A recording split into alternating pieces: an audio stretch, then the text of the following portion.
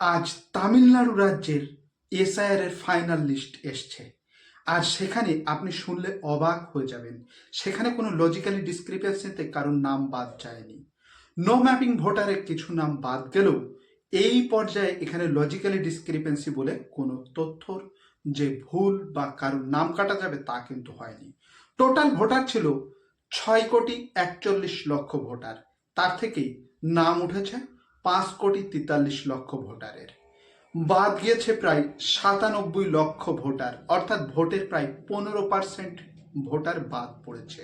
পশ্চিমবঙ্গে যেখানে 8% ভোটার বাদ পড়েছে, সেখানে তামিলনাড়ুতে 15%। তবে এর মধ্যেই 66,40,000 মতো ভোটার যারা কিনা স্থানান্তরিত ভোটার, এক জায়গা থেকে অন্য জায়গায় চলে গেছে। সে হতে পারে মহিলা ভোটার বিভিন্ন কারণে, কিংবা কোনো পুরুষ ভোটারও হতে পারে, এক জায়গা থেকে আরেক জায়গায় চলে গেছে। শিফটেড ভোটার 66,40,000, আর মৃত ভোটার 26,90,000, অর্থাৎ প্রায় 27 লক্ষ। আর ডাবল এন্ট্রি আছে, অর্থাৎ এক ভোটারের নাম দুই জায়গায় আছে, এই রকম ভোটার হচ্ছে 3,90,000। তাহলে এই টোটাল 97 লক্ষ লোকের নাম বাদ গেছে, আর কোনো ভোটারের নাম বাদ যায়নি।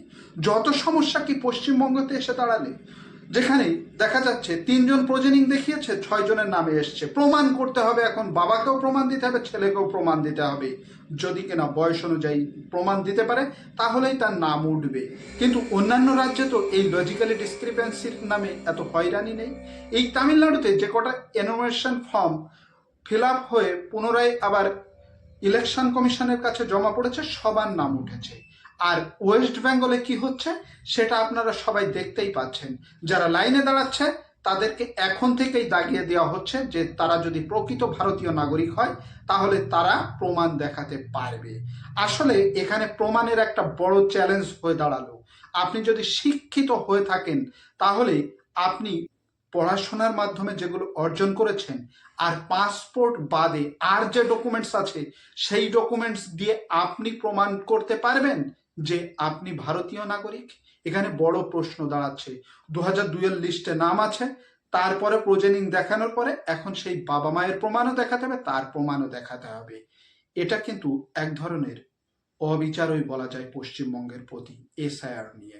আমি সবসময় বলে এসেছি আমি বৈধ নাগরিকদের পক্ষে, এসআইআর এর পক্ষে।